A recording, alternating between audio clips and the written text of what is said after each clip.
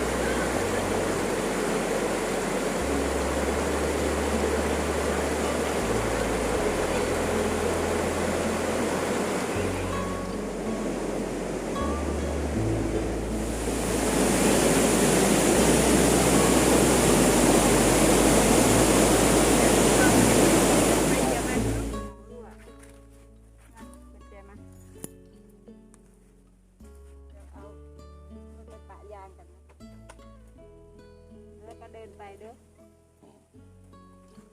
มาจนหลดยางหัวเนาะครับพ่อแม่พี่น้อง